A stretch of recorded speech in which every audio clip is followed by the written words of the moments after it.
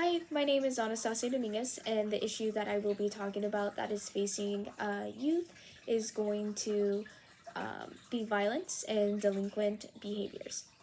So, starting off, I am going to talk about the two different research findings that I found, and the first one was titled "Risk versus Direct Proactive Factors in Youth Violence." So this research study was conducted on 13 to 14-year-olds as well as 15 to 16-year-olds, where they followed them throughout high school and kept an eye on different factors that they were facing inside during their lives and how they may have impacted um, them either committing delinquent acts or not committing delinquent acts. So a few things that they listed here that were would contribute in bad behavior within the youths. The first one is going to talk about socio-demographic variables, which would be based on the child's children being involved in the lunch or breakfast programs that were provided at their school, and that those programs are for the children that parents do not make enough money, so they provide free lunch to the children. And that also includes the race, ethnicity, and gender of the youth, of the child. Another variable is going to be individual variable, which they list here: prior violent truancy, running away from home, self-reported non-violent delinquency, alcohol use, marijuana use, attention problems such as ADHD, depressive symptoms, and religious attendance. So they looked at these factors of the individual variables and they saw if the children had ran away in the past, if they have a history of truancy, if they have been diagnosed with ADHD or any other type of attention deficit. And they looked for depressive symptoms that were present inside of the child, which could be very common when their home life seems to be very difficult. So the next variable that they list here is family variables. Sorry. So that is going to look at whether or not if the two parents are involved in their life, or if the parents are involved at all, who the child is living with, who is their supervisor, who is the authority figure inside the household, and if there was any implications for their delinquent behaviors. Another one is going to be school variables. So this is going to be looking at their academic achievements, if they get good grades or not, if they are involved in sports or extracurricular activities, like art or band or anything in that nature. The last one that they list here is going to be peer and neighborhood variables, which means if they are in a bad area, what are their peers up to, what are their neighbors doing, what are the different actions that they are being exposed to. So after the project was done, or after the study was done, it showed that children that were involved in like antisocial behavior or marijuana use, or had an attention deficit like ADHD, they tend to have like lower grades, were less involved inside of school, which led them to would be more likely to convict either crimes or delinquent actions. So that was very interesting to see the different variables and how they may contribute to bad behaviors. I'm sorry. The next peer-reviewed article that I looked at is actually a statement by American Occupational Therapy Association. So they made a statement on youth violence, which showed that violence isn't necessarily just delinquent activity or crimes that were committed. It actually involves bullying, verbal threats, physical assault, domestic abuse, and gunfire. So this is very interesting because this takes a different look other than, just running away from school, not being involved in school, and having bad grades.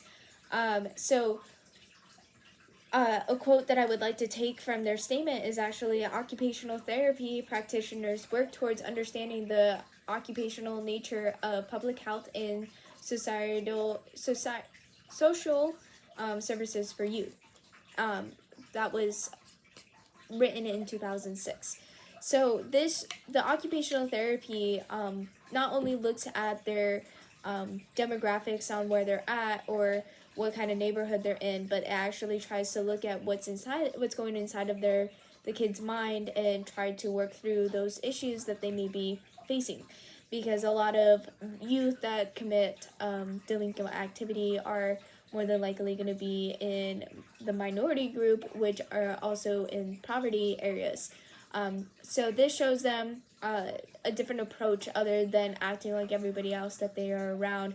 It gives them a different perspective on how they should act, how they should behave, and this occupational therapy is actually very beneficial because they're able to talk through their problems, try to solve their problems, and come up with a game plan on how they're going to do better and how they're going to achieve the goals that they may have. In regards to all of that, the program that I found that specifically works with my youth, actually in Engwood community. So the organization is called Good Kids Mad City. Their mission statement is, our goal is to bring young community members together to build unity, nurture healing, and create a thriving community. Throughout the process, GKMCE will collect data that will document real change and growth in the fight against violence in the Engwood community. In addition, GKMC will shift and frame the narrative on urban violence by amplifying the voices of those directly impacted. And that was taken from 2020. So what this organization actually focuses on the minority groups, and they are ran by African Americans that are trying to fight to keep the children out of the streets and out of committing different acts of violence. So with this group, they actually partner with a lot of different programs to try to encourage these young kids from being off the streets and being a good member to society.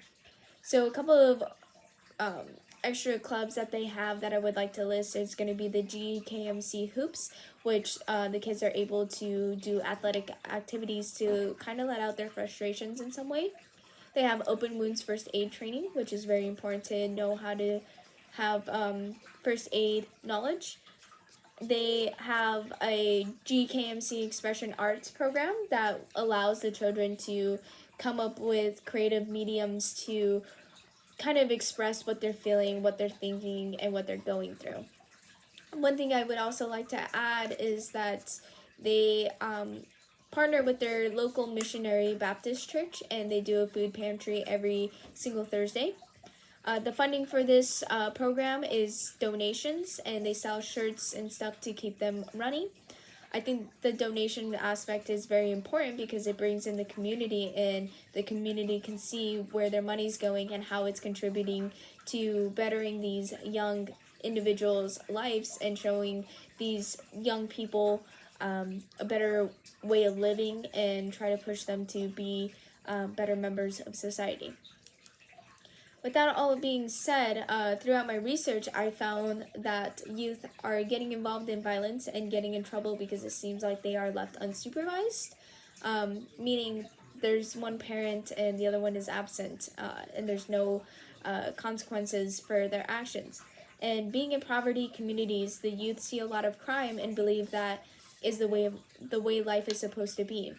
Implications I would recommend is that more schools should have better group-oriented clubs for youth to go to after school instead of running around in the streets, or more programs that are community-centered like GKMC that have volunteers and adults to show the youth how to have a successful life is very impactful. groups like those and programs like those should be more involved within the community aspects. I just believe that more individuals, specifically adults and authoritative figures, should try to show these young kids a better life and a better way of living. Thank you.